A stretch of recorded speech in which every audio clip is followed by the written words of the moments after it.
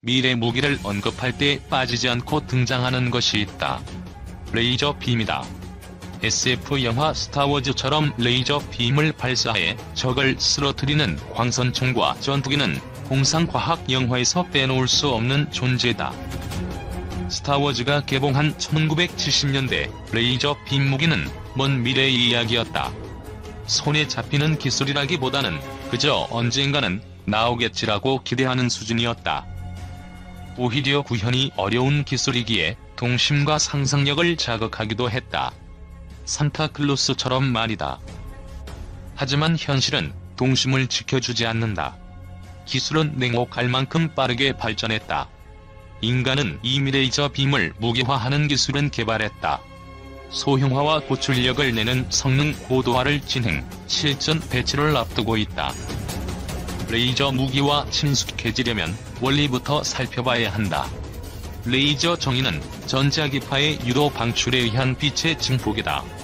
전기나 화학 에너지 등 외부 입력 에너지를 광에너지로 변환하는 것이라고 생각하면 쉽다. 레이저 장치는 세 가지 핵심 구성 요소가 존재한다. 첫째, 레이저 매질이다. 전기나 화학 에너지 등 외부 자극을 받아 빛을 유도 방출한다. 이 레이저 매질의 에너지를 공급하는 게 두 번째 분평원이다. 마지막 세 번째는 방출된 빛을 증폭시켜 레이저 빔을 발생하는 공증기다. 반사경으로 구성되어 있다. 레이저 무기는 레이저 장치에서 발생한 레이저 빔의 직진성과 높은 에너지 밀도를 활용한다. 빛의 속도로 적을 타격하기 때문에 기존 미사일보다 교전 시간을 줄일 수 있다. 특히 방어용에 적합한데 적이 쏜 미사일을 타격하는데 소요되는 시간이 짧다.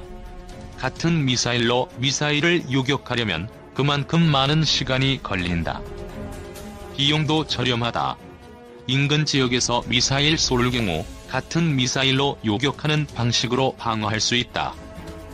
사드의 경우 요격 미사일 한 발당 110억 원, 패트리어트는 30억 원 수준이라고 한다.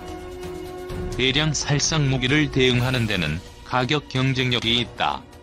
장사정포 등 포탄을 방어하는 데 비용 대비 효과가 떨어진다. 미사일에 핵이 들어가 있다면 요격 미사일 대응이 충분히 효과적이지만 다수 포탄을 막기에는 비싸다는 의미다. 레이저 무기는 다르다. 레이저 빔을 쏠 수 있는 수준만 되면 한 발당 가격은 기하급수적으로 떨어진다. 2010년 이후에 실험에 성공한 레이저 무기의 1회 발사 비용은 $1 수준이라고 한다. 한 발에 수백에서 수천만 원 하는 포탄이나 억 단위로 넘어가는 미사일 대비 경제적이다. 미 해군이 2017년 공개한 레이저 무기. 장점만 있는 건 아니다. 미국은 1960년대부터 레이저 무기를 개발했다. 불화수소와 불화중수소를 이용 100kW 금레이저 무기 시제품을 개발했다. 1980년부터는 출력을 메가와트급으로 올린 레이저 무기를 개발했다. 1990년대는 레이저 무기를 항공기에 탑재하는 방법을 고민했다. 그 과정에서 독성 기체 등 유해 물질을 배출해 실험이 중단되기도 했다. 항공기에서 레이저 빔을 쏘는 실험은 성공했지만 빔 출력과 제어가 어렵고 막대한 비용 탓에 개발 프로젝트를 파기하는 등 우여곡절이 많았다. 다수 실패 사례를 기반으로 군사적으로 실용성 있는 레이저 무기 개발로 선회했다. 최근 레이저 무기는 미 육군에서 각광받는다. 대공 무기에 적합하다는 의견이 나온다. 이에 맞춰 주류 방산업체들이 레이저 무기 개발에 적극 투자한다. 그중 미군과 계약을 체결한 곳도 있다. 록히드 마틴이다. 록히드 마틴은 다이내틱스와 함께 미 육군에 1kW급 레이저 무기를 제공하기 위한 계약을 체결했다. 계약금은 1억 3천만 달러다. 미군 전차의 레이저 무기를 탑재해 2022년 뉴멕시코 미사일 시험장에서 테스트할 계획이다. 이 레이저 무기는 미사일과 로켓, 각종 포를 방어하는 데 쓰일 것으로 전망된다. 군용 드론 등 무인항공기 타격에도 적합하다. 또 다른 방산업체 레이시어는 극초음속으로 날아오는 미사일을 레이저 무기로 타격하는 기술을 준비한다. 극초음속은 음속 5배 또는 그 이상, 즉 마하5 이상을 의미한다. 엄청난 속도로 미사일 조준 및 타격이 쉽지 않다. 핵이라도 실려있으면 피해가 극심하다. 레이시언이 제시한 극초음속 미사일 타격 미사일 무기 개념. 레이시언은 빠르게 움직이는 발사체를 정확히 조준할 수 있는 기술과 전력 문제 등을 해결해야 한다. 기술 구현에 성공한다면 핵무기 개발 국가를 저지하는 데 요긴하다. 스타워즈가 나왔던 1970년대 레이저 무기는 꿈 같았다. 하지만 21세기인 지금 수년 안에 실전용 레이저 무기를 볼 수 있을 것으로 기대된다. 현대로템, 폴란드의 K2 흑표전차 800대 수출 대박 터뜨리나? 90억 달러 규모, 외신들 잇따라 보도. M1 탱크가 유일한 경쟁자 될 듯. 방산업체 현대로템이 K2 흑표 전차 800대 90억 달러 규모의 수출을 폴란드 정부에 제안했다는 보도가 잇따르고 있다. 러시아의 T-90 전차와 영국의 챌린저2, 미국의 M1 에이브럼스 전차 등이 경쟁자로 거론되지만 여러가지 여건상 K2가 유력하다는 게 보도의 주내용이다. 이에 따라 폴란드 수출 계약이 임박한 게 아니냐는 추측이 무성하다. 보도에 따르면 폴란드 정부는 현대로템과 협력해 2023년께 차세대 탱크를 생산할 것으로 알려졌다. 현대로템은 한국 육군에 K2 전차 100대를 납품한 데 이어 추가로 106대를 생산 중이며 2008년에는 전차 기술을 터키에 수출하는 등 상당한 실적을 쌓았다. 폴란드 매체 티솔닷비엘은 25일 현대로템이 폴란드의 요구사항에 맞춘 K2 전차와 기술 이전을 제안했다고 보도했다. 미국의 외교 안보 전문 매체 더 내셔널 인터레스트도 이날 한국의 영자신문 보도를 인용해 비슷한 내용을 전했다. 앞서 폴란드 군사 매체 디펜스24도 지난 13일 비슷한 취지로 보도했다. 하이살 보도에 따르면 현대로템이 제안한 계약은 90억 달러 규모로 폴란드는 탱크 계약을 결론 내려고 한다. 이 계약이 성사되면 현대로템의 통합 방어 기술을 해외로 수출하는 첫 사례가 된다. 현대로템이 제안한 K2 흑표 전차는 차세대 전차로 정평 나 있다. 주포로 구경 120mm 55구경장 장포신 활강포를 갖춰 사거리와 관통력이 뛰어나다. 구경 12.7mm와 7.62mm 기관총을 부무장으로 장착한다. 길이 10.8m, 너비 3.6m, 높이 2.4m의 무게는 55톤이다. 자동 장전 장치를 갖춰 승무원은 3명이다. 1500마력의 힘을 내는 강력한 디젤 엔진 덕분에 포장 도로에서 최고 시속 75km의 속도로 주행한다. 야지에서도 시속 50km의 속도를 내 기동력이 탁월하다. 또 자동 탐지 추적 기능과 PR 식별 장치, 자동 항법 기능, 미사일과 레이저 경보 장치, 폭합 연막 발사 장치, 화학 탐지기 등을 갖추고 있다. 폭발 반응 장갑 등으로 방어력도 뛰어나다. 잠수도화 장치를 장착할 경우 수심 4.1m의 강도 건널 수 있다. 현대로템이 한국 육군에 100대를 실전 배치하고 106대를 생산 중인 만큼 능력을 검증받은 전차이다. 현대로템 대표는 K2 전차의 사양과 기능을 자세하게 설명하기 위해 폴란드 공무원을 여러 차례 만났다. 폴란드 정부는 노후 전차 대체를 위해 자체 개발을 선택했다. 그동안 폴란드 차기 전차로 미국의 M1 에이브럼스 전차, 러시아의 T-90, 영국의 챌린저 전차 등이 거론됐는데 폴란드가 자체 개발적으로 선회하면서 K2 전차를 개발해 한국 육군에 납품하고 기술도 이전하겠다는 현대로템은 강력한 경쟁자로 떠올랐다. T9은 현재의 지정학적 여건을 감안하면 폴란드가 잠재 적국인 러시아의 전차를 수입하는 것은 불가능하며 영국의 챌린저 2 전차는 수출 성공 사례가 없는 만큼 K2의 경쟁자는 미국의 M1 에이브럼스뿐이라고 주장했다. T9은 한국은 첨단 기술 이전에 더 적극성을 띠고 있으며 K2 계약에는 첨단 장갑 기술과 120mm 55 구경장 포의 생산 세부 내용, K279 관통탄 생산 기술 등이 포함될 것으로 추정했다.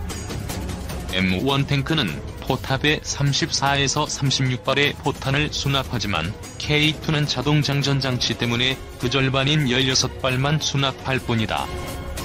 또 M1은 APS 능동 방어 장치를 즉시 장착할 수 있으나 K2는 그렇지 못하다. 그럼에도 K2는 대전차 미사일 접근을 알리는 통합 레이더를 갖추고 있다. T9은 폴란드가 생산 단가를 낮추기 위해 APS가 없어도 K2를 선택할 것으로 예상했다. 현대로템 측은 티솔닷BL의 폴란드 정부는 차세대 전차 생산을 위한 공개 입찰을 상반기 중 발표할 계획인 것으로 알고 있으며 우리는 여기에 분명히 참여할 것이라면서 전체 프로젝트는 800대의 전차를 생산하기 위해 2단계로 진행될 것이라고 한다고 전했다. 피해 망상은 우리 자신을 피폐하게 만들 것이기 때문이다. 그래서 거듭 망진자는 호야라는 중국 고사를 소개하고 싶다. 진시황은 진나라를 망하게 할 자는 호라는 예언을 듣고 변방을 막기 위해 만리장성을 쌓았다. 하지만 진나라를 망하게 한 것은 오랑캐가 아니라 그의 자식인 호해였다. 외부의 위협 대비에 치중한 나머지 내부의 모순을 방치한 결과 망국의 길로 접어들었다는 교훈을 주는 고사이다. 물론 우리나라가 이 정도는 아닐 것이다. 하지만 하늘 높을 줄 모르고 치솟는 국방비와 하늘이 무너진 것 같은 절망 속에 살고 있는 많은 사람들을 보면서 안타까운 심정을 금할 길은 없다. 향후 한국 국방비는 GDP 대비 2.0% 수준으로 맞춰나가는 게 바람직하다. 이렇게 해도 경제력을 감안하면 일본보다 2배 정도 많이 쓰는 것이다. 그리고 이를 통해 만들 수 있는 평화배당금은 엄청나다. 예상되는 국방비 증액과 비교할 때 10년 동안 약 200조 원을 만들어낼 수 있고 그 이후에도 계속 늘어날 것이기 때문이다. 이 정도의 평화배당금이면 여전히 꿈같은 이야기로 간주되는 기본소득 논의를 활성화할 수 있는 소중한 종잣돈이 될 수 있다. 성역에 갇힌 국방비를 공론화의 장에 불러내야 할 까닭이 아닐 수 없다. 1. 중항모 겨냥 극초음속 대함미사일 개발 2026년 실전 배치. 일본 정부가 중국의 항공모함 전력을 겨냥해 항모 킬러로 불리는 극초음속 대함미사일 개발에 박차를 가하고 있다. 29일 홍콩 사우스 차이나 모닝 포스트는 일본 당국이 오는 2026년 이 미사일을 실전 배치한다는 목표를 세우고 개발에 주력하고 있다고 보도했다. 2028년에는 개량형을 실전 배치할 계획이란 것이다. SCMP는 일본이 이 미사일 개발에 성공하면 미국과 중국, 러시아에 이어 세계에서 4번째로 극초음속 미사일을 보유하는 국가가 된다고 지적했다. 또 동중국해에서 중국 항모 전단의 위협을 줄 수 있을 것으로 내다봤다. 앞서 지난 2월 일본 방위성은 낙도 방어용 미사일 도서 방위용 고속 활공탄 개발을 추진하고 있다고 밝힌 바 있다. 방위성은 중일 영토 분쟁 지역인 센카쿠 열도 주변에서 활발히 활동하고 있는 중국을 경계하고 있다면서 2026년까지 해당 미사일 배치를 목표로 하고 있다고 했다. 당시 이런 미사일 개발은 공격용이 아닌 방위용 무기만 보유한다는 전후 일본의 금기인 전수방위의 원칙에 어긋난다는 비판이 일본 내에서 제기되기도 했다. SCMP는 일본이 방어 위주의 전략에 따라 극초음속 미사일의 사거리를 500km로 제한할 방침이라고 전했다. 베이징의 군사 전문가 저우천밍은 일본이 성공적으로 이 극초음속 미사일을 개발하면 중국 대군의 활동에 상당한 위협이 될 수 있고 이 지역 전략 균형에 영향을 미칠 수 있다고 밝혔다. 그는 다만 과거 일본의 무기 개발 프로그램 전력을 본다면 일본 내부 정치나 외교적 도전, 기술적 난관 등 실제 개발에 많은 불확실한 요소들이 있다면서 향후를 몇 년간 해당 프로그램 진행 상황을 지켜봐야 한다고 지적했다. 일본 첫 국산 초음속 공대지 미사일 개발 군국주의화 가속. 마하 3 이상 속도 ASM-3, 내년 양산 시작 사이버 방위에 AI 도입. 일본이 첫 자국산 초음속 공대지 미사일인 ASM-3의 개발을 완료하고 내년부터 양산을 시작하기로 했다고 마이니치 신문이 7일 보도했다. 방위성은 지난 2003년 이후 390억 엔을 투입해 이 미사일의 개발을 시작했다. 작년 7월까지 15회에 걸쳐 발사 실험을 실시하고 같은 해 연말 분석을 마쳤다. ASM-3는 사거리가 100여 킬로미터로 길지 않은 편이지만 신형 제트 엔진을 탑재해 마하 3 이상의 속도를 낸다. 항공자위대의 F-2 전투기에 배치될 전망이다. 일본은 중국을 겨냥해 외국 함정이 외딴섬에 접근하는 것을 막고 거점이 되는 섬의 탈환 작전을 수행하는 능력을 갖추겠다며 홍대함, 공대지 미사일 개발, 도입에 적극성을 보이고 있다. 사거리가 1000km인 장거리 대함미사일, 사거리 900km 이상의 순항미사일 제점-ER, 사거리 300km의 조인트 스트라이크 미사일 등 외국산 미사일을 도입할 계획을 밝히기도 했다. 적 함정을 타격하는 장거리 대함미사일 로키드 마틴 홈페이지 캡처. 일본 정부는 도서 방위 강화를 명분으로 올해 년도 예산에 초음속으로 활공하는 공격형 무기인 고속 활공탄의 연구비로 100억 엔을 투입할 계획도 가지고 있다. 일본 정부는 이런 미사일, 무기의 개발, 도입의 명분으로 외딴섬 방어를 들고 있지만 장거리 공격이 가능한 만큼 북한 등 적을 공격하려는 의도를 갖고 도입되는 것 아니냐는 의심이 짙다.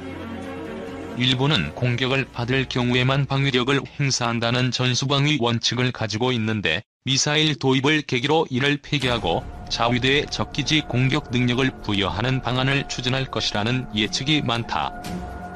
방위성 간부는 외딴섬의 방어에는 함선의 접근을 막거나 반격하는 데 쓰일 미사일의 성능이 중요하다며 세계의 흐름에 뒤처지지 않게 하려면 성능 향상을 도모해야 한다고 말했다. 한편 일본은 미사일 개발과 함께 사이버 공간에서의 방위력 강화에도 힘을 쏟아 사이버 방위대의 정보통신 네트워크를 방어하는 시스템에 인공지능을 도입할 방침도 가지고 있다. AI의 딥러닝 기능을 통해 악성 바이러스 공격의 분석을 효율화하겠다는 것이다. 산케이 신문은 일본 정부가 내년부터 2년간 AI의 사이버 방위 적용 관련 연구를 실시할 것이라며 2019년 소프트웨어를 개발해 2021년 운용을 개시할 계획이라고 보도했다.